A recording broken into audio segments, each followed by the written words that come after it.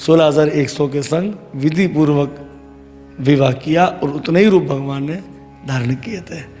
इस तरह से भगवान श्री कृष्ण के 16,108 भगवान के विवाह हुए।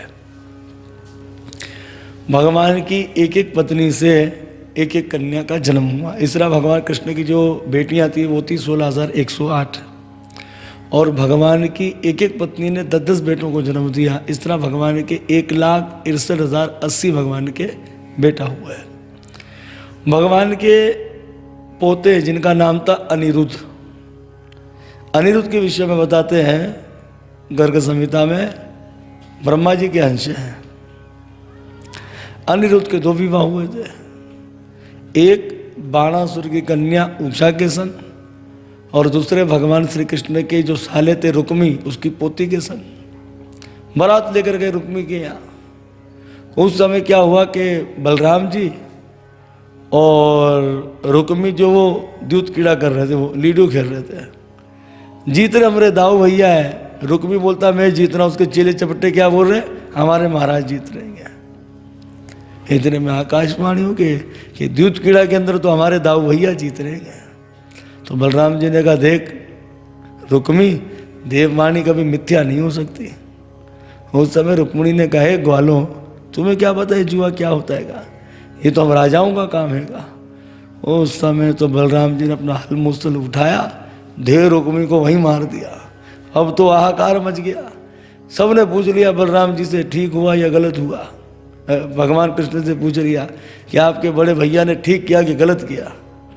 अब भगवान विचार करे, पूछो सही किया तो पत्नी जी नाराज हो जाएगी, वाह रे वाह, इनके भैया ने हमारे भैया की लीला समाप्त कर दी और ये बोलते फिर सही किया। तो कौन नाराज, पत्नी जी नाराज। और अगर मैंने कह दिया कि गलत हो गया, भगवान कहते हैं, तो कौन नाराज, भैया नाराज, वाह रे वाह, छोटो बोलो हमारे सामने हो, विवाह भयो तो जोड़ू को गुलाम हो और हम कोई गलत कहने लगो। इस तरह से भगवान ने कहा वो नाराज हो जाएंगे। तो भगवान ने कहा जब ऐसी स्थिति आवे तो खामोशी से निकल जाओ, ना यहाँ के ना वहाँ के, सीधे घर निकल जाओ। बोलो भक्त वत्सल भगवान की जय। इसी तरह से बाणासुर की कन्या, बाणासुर कौन है, हिरण्याकशिपु के बेटा हुए प्रहलाद, प्रहलाद के बेटा हुए विरोचन, विरोचन के बेटा हुए बलि और बलि के बेटा हुए बाणासुर। 1000 भुजा थी बाणासुर के, 1000 भुजाओं से ऐसे ऐसे इसने साज बजाए, महादेव प्रसन्न हो गए। हाँ वरदान मांगो, क्या वरदान चाहिए। बोले साहब बस आपकी कृपा बरसती रहे, कभी कोई संकट नहीं आवे। तो शंकर जी ने कहा ये ले झंडा अपने महल के बाहर लगा दे, जिस दिन तेरा झंडा गिरा उस दिन डंडा लिया मैं खड़ा हो जाऊंगा तेरी रक्षा के लिए। तो उनकी बेटी थी बाणासुर की जिसका नाम था उषा। उषा एक दिन सो रही थी, इसने देखा कि सपने में एक राजकुमार से मैंने विवाह कर लिया। उषा की सहेली थी जिसका नाम था चित्रलेखा। चित्रलेखा को जब सपना सुनाया तो चित्रलेखा ने फोटो ही बना दिया।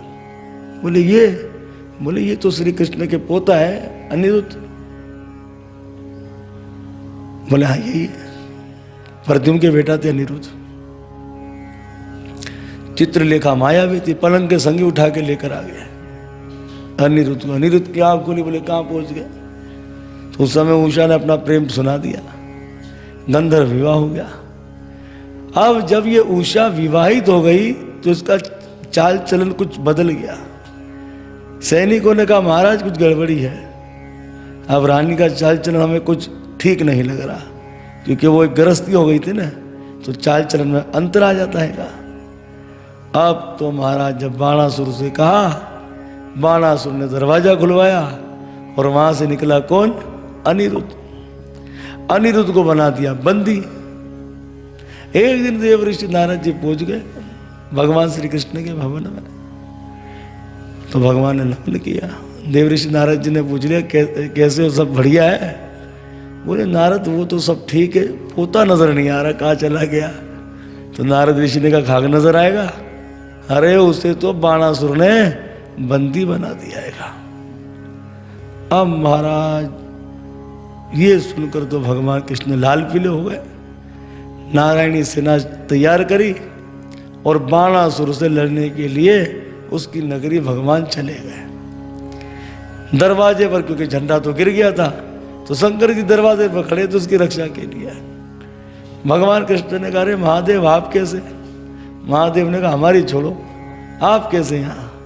बोले, मैं तो तुझ बाणासुर को मारने के लिए आया हूँ, मेरे पोता को बंदी बना दिया, और आप?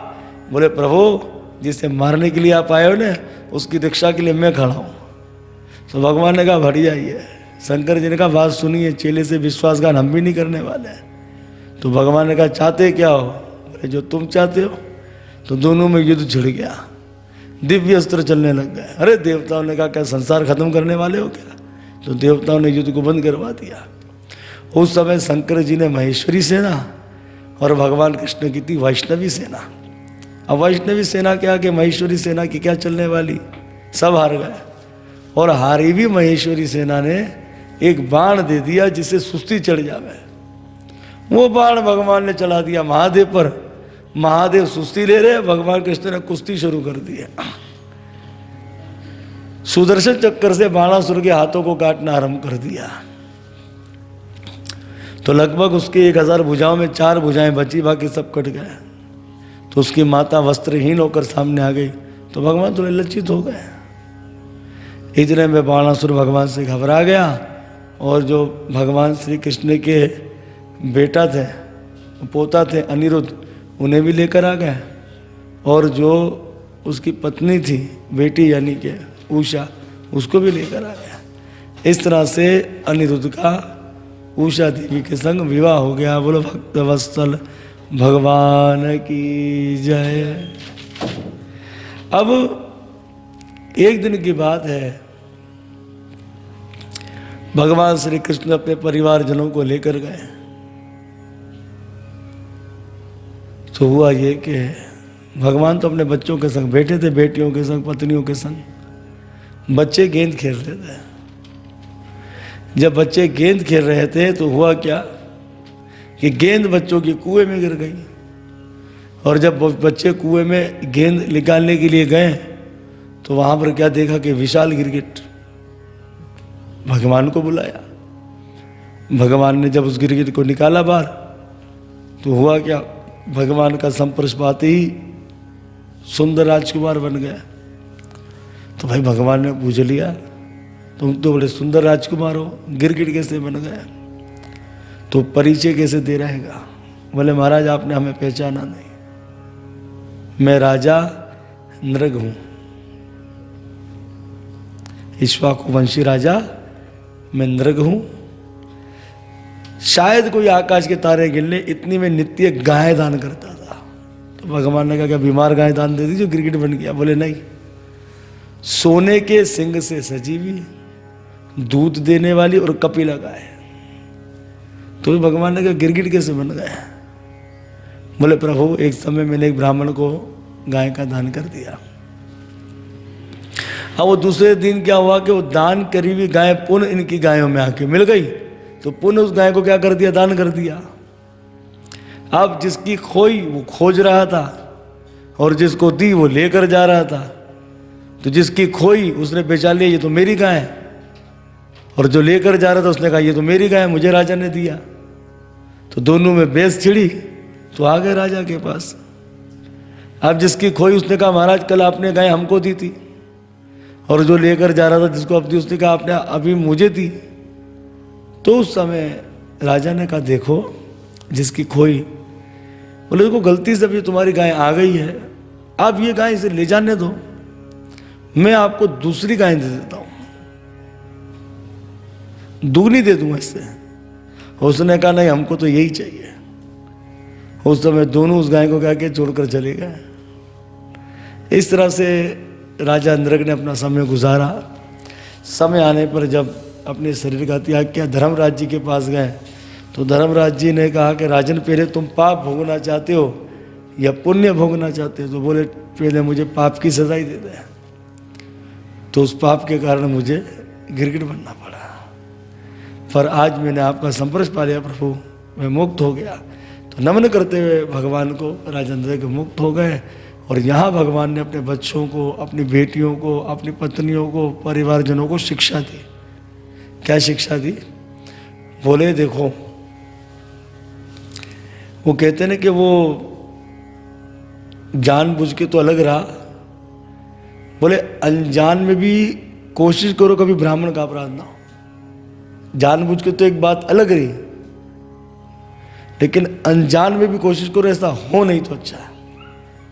और एक दान करी हुई वस्तु किसी ब्राह्मण को कभी दान नहीं देना, कभी भी नहीं, बहुत बड़ा अपराध बताया गया।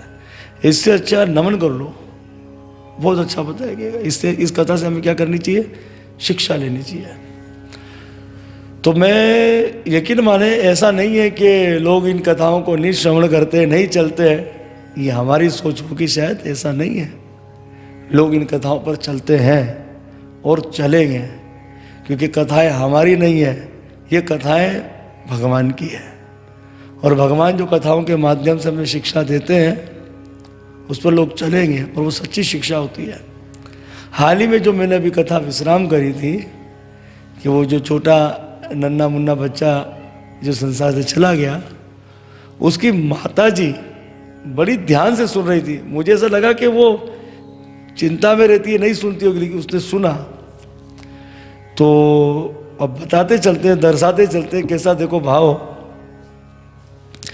तो वो हफ्ते वाले दिन कथा विश्राम होनी थी, हफ्ते वाले दिन वो बोलती है, महाराज मैं बड़ी चिंता मगन थी हफ्ते को, क्योंकि जुम्मे को एक हमने कार्य किया, उसके अंदर जो है वो हमारी धनराशि खत्म हो गई, बड़ा कार्य हो गया। तो हफ्ते को तो कुछ भी नहीं था जेब में, और हमें आपकी बात याद आ रही थी। आपने जो कथा के माध्यम से हमें समझाया क्या समझाया?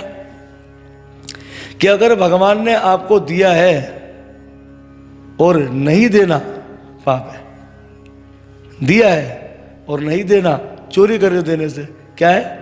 पाप है। अब आपके जेब में है ही नहीं, आप कंगाल बैठे हो, और अगर आप किसी से पकड़ धकड़ कर उधार लेकर दे रहे हो, ये भी अपराध है। तो बोले महाराज अब मैं यही सोच रही थी कि इतना बड़ा कार्य हुआ, 8 दिन से कथा चल रही है, 9वां दिन है, तो मेरे पास तो था ही नहीं। तो मैं ये विचार करी थी, क्योंकि आपने मुझे मना कर दिया था, कथा के माध्यम से आपने समझाया, तो ले दे के देना मत, जब नहीं है तो ले दे के मत दो, ये भी पाप है, और है छुपाना वो भी पाप है। तो बोले महाराज ऐसी भगवान की विशिष्ट कृपा हो गई कि मैं जहाँ काम करती हूँ उनका फ़ोन आ गया कि आप जो अपनी तनख्वाह ले जाइए। तो उसने पूरी मेरे को अपनी स्थिति, सब चीज़ें मुझे बताई। भगत भी साथ है। तो बोले प्रभु आप महाराज ये मत सोचना कि मैंने किसी से लिया है, ये मेरी मेहनत की कमाई है। तो मुझे बड़ी प्रशंसा हुई, मुझे बड़ी खुशी हुई, और अच्छी धनराशि उसने जो है, अच्छी धनराशि भगवान की दया से। तो कहने का अर्थ ये है कि खुशी हुई, आत्मा खुशी हुई। आत्मा खुशी क्या हुई? कि इन कथाओं को लोग बेकार नहीं समझ रहे हैं, इन कथाओं को सच्ची समझ रहे हैं, इसलिए परिवर्तन लेकर आ रहे हैं। तो हमें भगवान कृष्ण ने जो शिक्षा दी है, वो शिक्षा भगवान हमें ये कर कर दिखा दिया। भगवान ने सब लीला किस लिए करी? ताकि मेरे बच्चे भी देखें, मेरी पत्नियां भी देखें, मेरे परिवारजन भी देखें। कृष्ण तो सब कुछ जानते हैं, वो तो अंतर्यामी थे, नहीं भी सुनते तो उनको सब कुछ पता लग गया था, लेकिन क्या हमें शिक्षा दे रहे हैं। ऐसे भक्त वत्सल भगवान श्री कृष्ण को हम नमन करते हैं, और हम भी जो है वो कोशिश करेंगे अपने जीवन में ऐसा ही करें हम भी, कि कभी ऐसा अपराध ना करें जिससे जो हमें बहुत बुरा दंड भोगना पड़े। इस तरह से अब आगे एक दिन की बात है, बलराम जी ने कहा कृष्ण तुमने तो कहा था वृंदावन में कि मैं परसों लौट कर आऊँगा, अब तो बरसों हो गए, तो इसलिए जो हमें वृंदावन चलना चाहिए। मुझे वृंदावन की बड़ी याद आ रही है। तो भगवान ने कहा, भगवान ने कि देखो दाऊ भैया हमें तो कुछ कार्य है, आप वृंदावन जाइए। तो बलराम जी जो है वो मानो जुलाई अगस्त की छुट्टियां मनाने के लिए बलराम जी वृंदावन, मई और जून की छुट्टी मनाने के लिए बलराम जी चले गए कहाँ? वृंदावन। ब्रजवासियों ने देखा हमारे दाऊ भैया है, तो कैसा भाव हो गया, मानो किसी मृत्यु शरीर के अंदर प्राण आ गए हो, ऐसा आनंद बनाया। तो उस समय जो है वो सकाओं ने कहा, देख दाऊ भैया बड़ी गर्मी हो रही है, चल यमुना जी में स्नान करने चले। तो उस वक्त जो है वो